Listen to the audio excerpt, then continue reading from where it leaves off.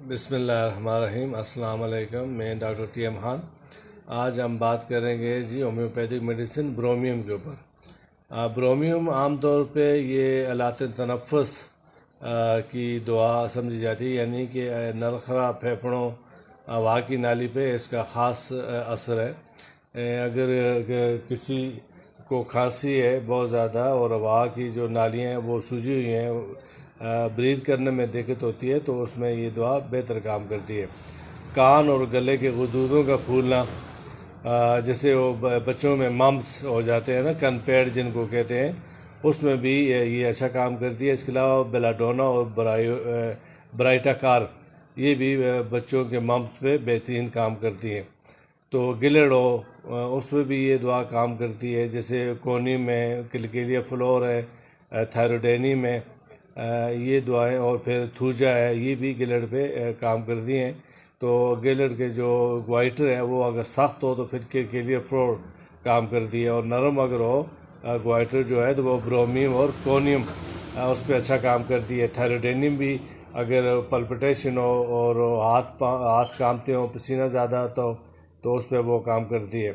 اس میں بھی پسینہ زیادہ آتا ہے، جسم اگر گرم ہو تو اس سے پیدا ہونے والی شکایات میں بھی یہ دوا کام ہوتی ہے، جیسے سلفر ہے۔ سلفر کی خارش جو ہے عام طور پہ اگر وہ مریض بستر میں لیٹتا ہے یا دھوپ میں یا اپنے آگ کے سامنے بیٹھتا ہے تو اس کو شدید خارش شروع ہو جاتی ہے۔ اسی طرح برومیم میں یہ ہوتا ہے کہ جسم جب گرم ہو جاتا ہے تو جو انسان کی شکایات ہیں، جو مسائل ہیں، ان میں شدت آتی ہے۔ پھر غدودوں کی مختلف غدود جو ہیں ان کے سوجنے کی شکایات میں بھی یہ بہتر کام کرتی ہے۔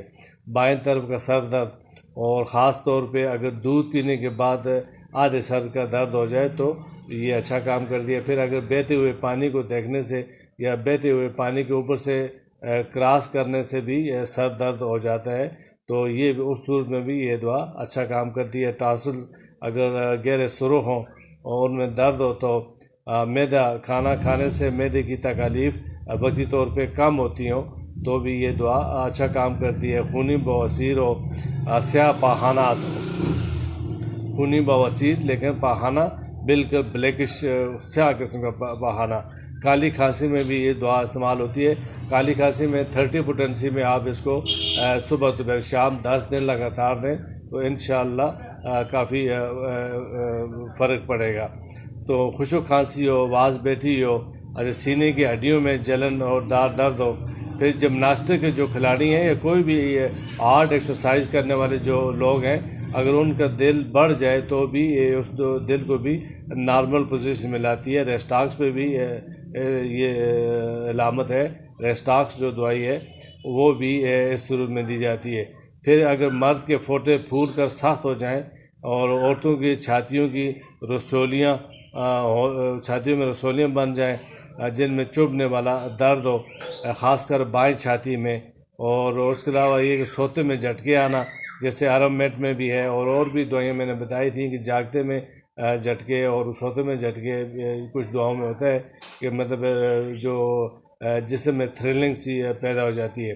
پھر جوانی کی کیل، ماسے، چھائیاں اور بازوؤں اور چہرے پر پھوڑے نکلنا، غدودوں کا سخت ہو جانا، نچلے جبڑے کا جو غدود ہے وہ سخت ہو جاتے ہیں، یا نچلے جبڑا تھوڑا سا سخت ہو جاتا ہے اور نگلنے میں دشواری ہوتی ہے، اس کو کسی چیز کو چبانے میں تھوڑا دقت ہوتی ہے، تو ان علامات پہ یہ دوا جو برومیم ہے وہ استعمال ہوتی ہے۔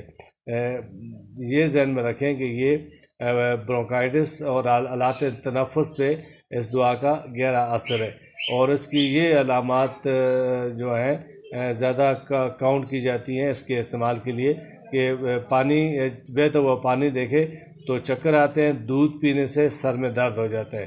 یہ 3-4 علامات ہی اگر ذہن میں رکھیں تو اس دعا کا جو استعمال ہے وہ استعمال کرنے میں آسانی ہوگی۔ یہ بھی میں عام طور پہ 30 پوٹنسی میں ہی صبح دوپہر شام استعمال کرتا ہوں۔ امید ہے آپ کو یہ ویڈیو بھی پسند آئی ہوگی، آپ اس کو سبسکرائب کریں گے اور صدقہ جاریہ سمجھتے ہوئے آپ اس کو شیئر کریں گے، تاکہ اگر کوئی اور مریض اس قسم کی علامات میں مبتلا ہے تو وہ اس سے استفادہ کر سکے۔ بہت شکریہ۔